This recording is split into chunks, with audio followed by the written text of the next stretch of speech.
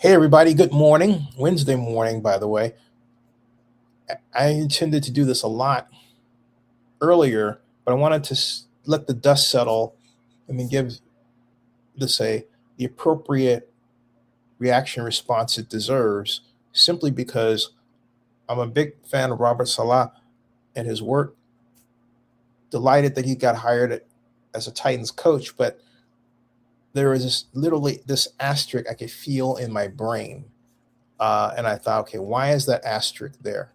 And it's there because I was really disappointed over his performance as the New York Jets head coach. But let's drill down as to the why. The why is that Robert Saleh is arguably one of the best defensive coordinators of our generation. He's proved it with the 49ers, and then he proved it with the Jets, and then he went as a consultant to work for the Packers and Matt LaFleur, and then he went back to the 49ers and proved it yet again in fine fashion. But the giant question is, okay, we know the coach understands defense. We understand, right? We know all of that, okay? We know that he really can get the best out of his players. It doesn't matter if they're like a player who's an elite level, like a Nick Bosa, or somebody who's just coming in the league and uh, is just getting their feet wet. Maybe they're a free agent or they just came in literally off the street. It doesn't matter. If there's talent to be gotten from that player, Coach Salah will get that talent out of that player. No question about it on defense. And he understands where to put players at the right time to make plays, and he's proven it time and time again. But with all that, you would say, not knowing, okay, so what went wrong with New York? What went wrong with New York Jets is very simple. The talent that Robert has on defense to coach did not transfer to the offense. And also, you have to understand what a head coach is supposed to do versus a position coach. A head coach is an administrator. You are, if you know enough NFL history, aware of a gentleman by the name of Jim Lee Howell. Jim Lee Howell was the head coach of the New York Giants in the 50s, led them to championships. But was he known in particular for creating an innovation on his own? No. What he was known for was he had two great assistant coaches. His offensive coordinator was a guy named Vince Lombardi. Yeah, that Vince Lombardi. And his defensive coordinator was none other than Tom Landry. Yeah, that Tom Landry. And Jim Lee Howell's best contribution was to understand how talented his assistants were and let them, be themselves. So Landry developed the zone defense while with New York Giants. And meanwhile, Lombardi developed the Green Bay, what we now call the Green Bay sweep, even though it was done in New York, and went on to fame as the most successful coach in Green Bay Packers history. All right. That's the model for a head coach. You understand your role as administrator and you get your coaching charges to do their job. On offense, with the New York Jets, with Coach Salah as the head coach, that didn't happen. He had, and for reasons I don't know of, I'm not going to get into the names of the people that he selected because unfortunately one of them passed on, so I don't want to come off the wrong way.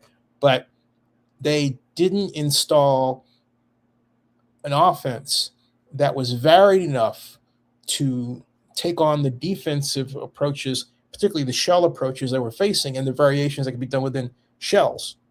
They could never seem to solve the riddle. They tried with wide formations, but they did so with deep passing out of those wide formations rather than short passes, and go on and on and on.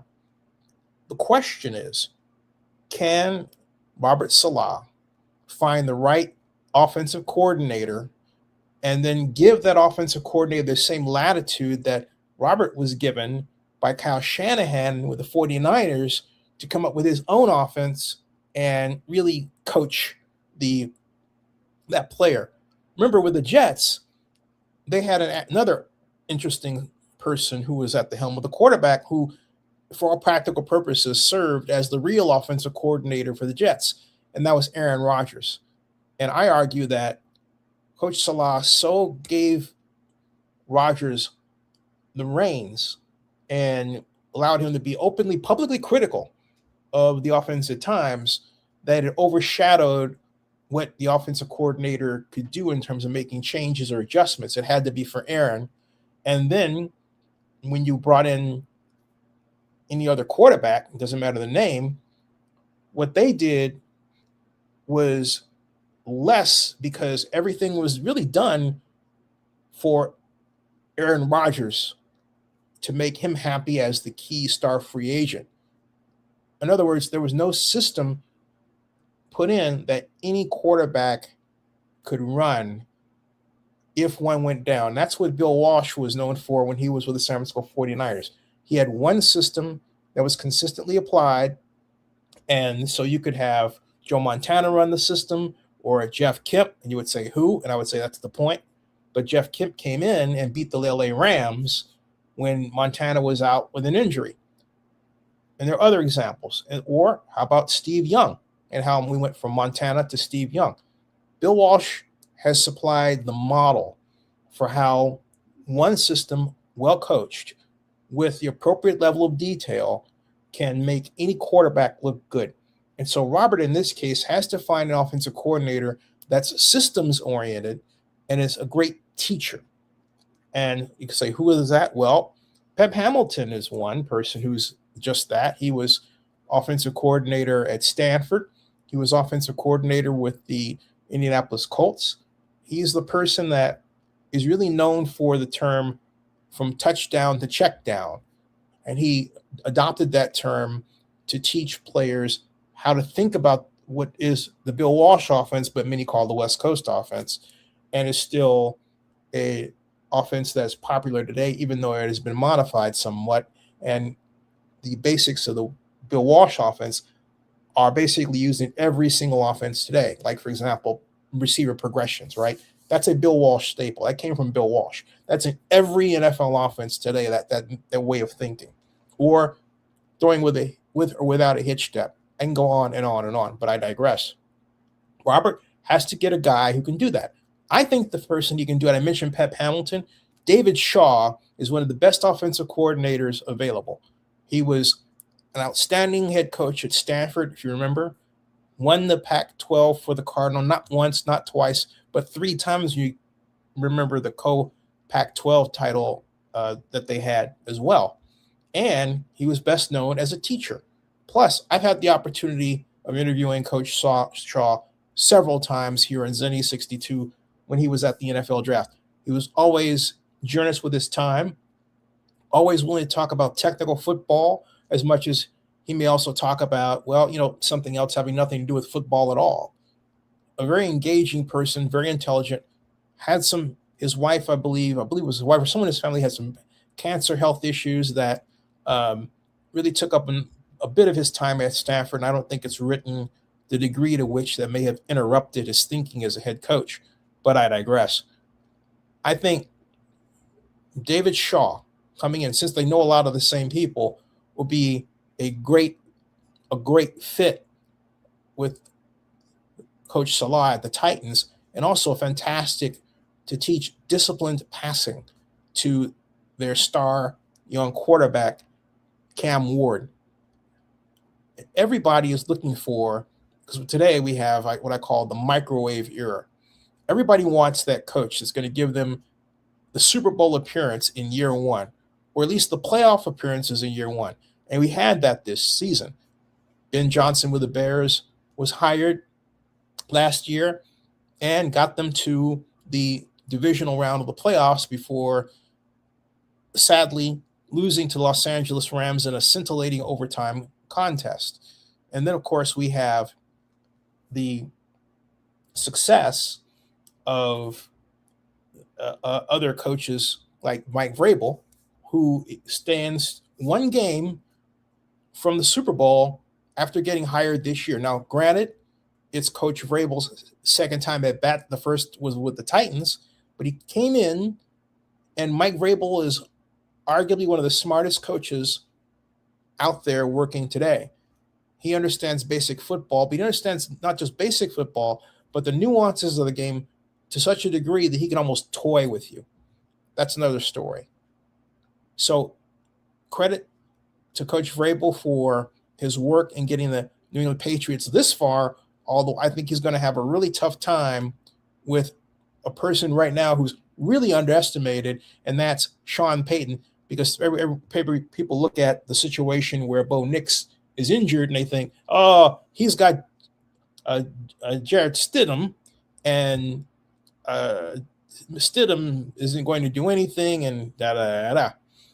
Well, that's a mistake one can make with Sean Payton that will cost them. Why? Because Coach Payton has a tendency to find the right play combination to use against your defense that you weren't ready for. And so if there's literally no book on how he's going to use Stidham as his quarterback, then Coach Vrabel and the Patriots really have to worry about how Coach Payton will use Stidham. What do I think Jason Stidham does the best as a quarterback? I think he's a good manager. I think he's great at taking a play, calling the play properly, get everyone set, which is what you're supposed to do as a quarterback, and then running the play as it's ran on the page. Okay, running the play as it's ran on the paper or computer that it's drawn on. And as ridiculous as that might sound, as basic as that might sound, that's really quite an advantage, because you know it's easy to diagnose what went wrong with the play if you know how it was supposed to be ran. So if Stidham is running it correctly and a receiver is missed or it doesn't work in some kind of way, you have a good baseline to figure out what happened, as opposed to a quarterback who might run out of the pocket early, not give the play a chance to develop. The quarterback gets hit, gets injured. You've got to get another quarterback. You've got a whole new set of problems, right? As opposed to just sticking with the play, staying in, not running, and then going to your second or third option, depending on how the play is designed. Well, Stidham does that. So Sean Payton has the comfort of knowing that the game plan he installs is going to work properly. So it's going to be a tough game for the New England Patriots and Vrabel. A tough game. Now, he did the right thing, Vrabel, that got him this far, that should serve as a model to Coach Saleh at the Titans. He got the right offensive coordinator.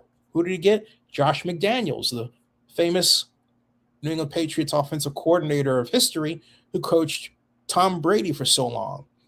He smartly brought him in. And what did Coach McDaniels do with Drake May? He worked with him on the offseason, designed a new set of plays, got a great passing game coordinator that may be head coach someday. A number of people are buzzing about his work.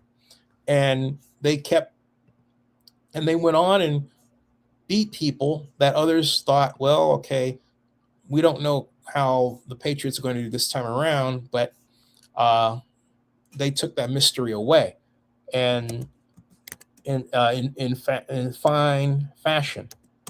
So the model is set there.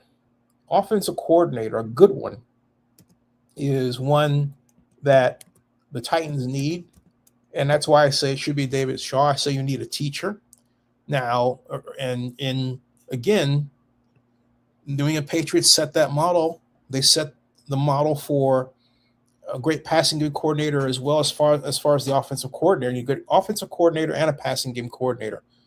The Patriots have Thomas Brown. Then, as offensive coordinator, they have Josh McDaniels. They have two great offensive coaches, two great teachers, and two great people who understand how to run plays and call plays and teach plays that confound defenses in ways large and small. That will make the difference, because you can be assured as a Titans fan, you can rest assured that the Titans are going to put a great defense out there under Coach Saleh. You don't have to worry about that. It's the offense that has everybody saying, okay, what's going to happen this time? However, keep in mind this. They have Cam Ward. Cam Ward is not Aaron Rodgers. And Aaron Rodgers isn't, coming in, big personality, basically moving the offense and molding it to him. It's entirely different. Cam Ward is a personality a person you have to move the offense around because of his sheer talent as the first round pick. That's what you have to do, right? But you also have to be mindful of establishing a system, again, that any quarterback can learn and that's effective and that can control the ball, but also can move the ball downfield. I personally am not in favor of offenses that develop what are called chunk plays. In other words, they get you 40 yards here, 50 yards you need it, but then also they get you intercepted a lot. Why? Because it puts a lot of pressure on the defense. That offense may hold on to the ball for not a long time. And it puts your defense out there. If you're playing against an opponent's offense that has no problem picking up the yardage in short spurts, 3 yards here, 8 yards there, 5 yards. Next thing you know, it's first down. Then have another set of downs. And again, it's 5 yards here, 2 yards there, 7 yards first down, and so on. And next thing you know, they keep, as the late Kansas City Chiefs head coach Hank Stram would say, matriculating the ball down the field. And eventually you have one score and another, and they seem unstoppable. But really the problem is that they are taking their time about moving the ball and wearing down your defense. And when your offense comes out, they're trying to hit home runs and they're failing at every turn. That's why you don't want that kind of offense. You want offenses that can hit the big play, but can also get you the reliable short to medium yards at least 70% of the time. That's what you want. So there it's laid out for the coach. This is his second act, and it will be an outstanding second act with the Titans if he gets the right offensive coordinator. I think it should be David Shaw. What do you think? Subscribe to Zenny62 on YouTube and bookmark NFL News by Zenny62.com. Thanks.